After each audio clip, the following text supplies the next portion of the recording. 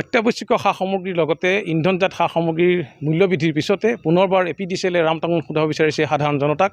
যিহেতু চলিত মাহৰ পৰা APDCL প্ৰতিটো ইউনিটত 16 পইচাৰ পৰা 28 পইচালৈ বৃদ্ধি কৰিব বিচাৰিছে বিদ্যুতৰ মাচুল, যাৰ ফলত এতিয়া চিন্তিত হৈ পৰিছে সাধাৰণ জনতা।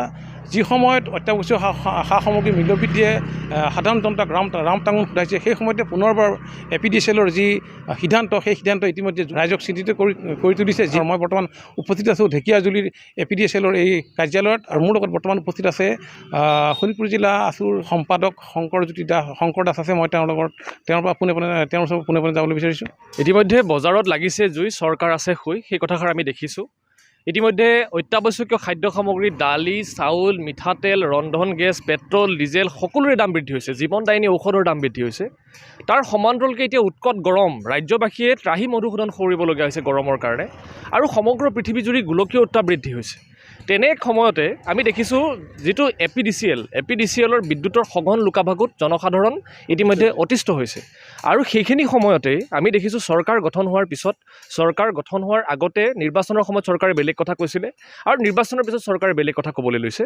আৰু এতিয়া APDCLৰ 200 কোটি টকাৰ ধাৰ, সেই ধাৰ মাৰিবৰ কাৰণে জনসাধাৰণৰ ওপৰত আকৌ এটা বোজা জাপি দি বিদ্যুৎ মাচুল বৃদ্ধি কৰাৰ কাৰণে এটা পৰিকল্পনা লৈছে। এই কথাষাৰ কেতিয়াও মানি লোৱা নহ'ব। চৰকাৰখনক আমি আহ্বান জনাইছোঁ যে অতি অচিৰেই বিদ্যুৎ মাচুল নিয়ন্ত্ৰণ কৰিব লাগিব। ৰাজ্যবাসীৰ মূৰত ইতিমধ্যে প্ৰিপেইড মিটাৰৰ যিটো সন্ত্ৰাস, সেই প্ৰিপেইড মিটাৰৰ সন্ত্ৰাসটো আছেই। প্ৰিপেইড মিটাৰৰ সন্ত্ৰাসৰ পিছতে বিদ্যুতৰ মাচুল বৃদ্ধি হৈছে, প্ৰতি ইউনিটত বিদ্যুতৰ মাচুল বৃদ্ধি হ'ব। জনসাধাৰণৰ ওপৰত সেই 200 কোটি টকাৰ ধাৰৰ ঋণৰ বোজা জনসাধাৰণৰ ওপৰত জাপি দিব। এই কথাষাৰ মানি লোৱা নহ'ব। অচিৰেই ৰাইজক সকাহ প্ৰদান কৰিব লাগিব, তাৰ কাৰণে চৰকাৰে ব্যৱস্থা গ্ৰহণ কৰিব লাগিব। আৰু নতুন মন্ত্ৰীসভা সম্প্ৰসাৰণ হ'ব। আমি ক'ব বিচাৰিছোঁ যে এগৰাকী দক্ষ আৰু যোগ্য শক্তিমন্ত্ৰীক এই দায়িত্ব দিব লাগে, আৰু এই যিটো হঠকাৰী সিদ্ধান্ত চৰকাৰে গ্ৰহণ কৰিছে, সেই হঠকাৰী সিদ্ধান্ত বাতিল কৰিব লাগিব। কাৰণ এইখন চৰকাৰে কৈছিল যে 24 ঘণ্টাই ৰাইজক বিজুলীৰ যোগান ধৰিব, কিন্তু প্ৰচণ্ড গৰমৰ মাজত ছাত্ৰ ছাত্ৰীসকলে শ্ৰেণীকোঠাত ফেনৰ অভাৱত তেওঁলোকে পাঠদান কৰিবলগীয়া হৈছে। ৰাইজে গৰমত থাকিব নোৱাৰা হৈছে, ত্ৰাহি মধুসূদন সৰিবলগীয়া হৈছে। তেনেকুৱা অৱস্থাত এতিয়া আকৌ বিদ্যুতৰ মাচুল বৃদ্ধি কৰাৰ সিদ্ধান্ত, এয়া হঠকাৰী সিদ্ধান্ত।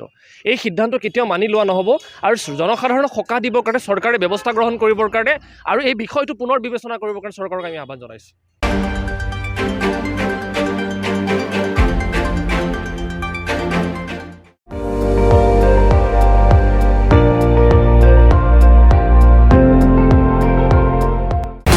আপুনি চাই আছে ND24, সৰ্বশ্ৰেষ্ঠ নহয় সৰ্বোত্তমৰ দৌৰত।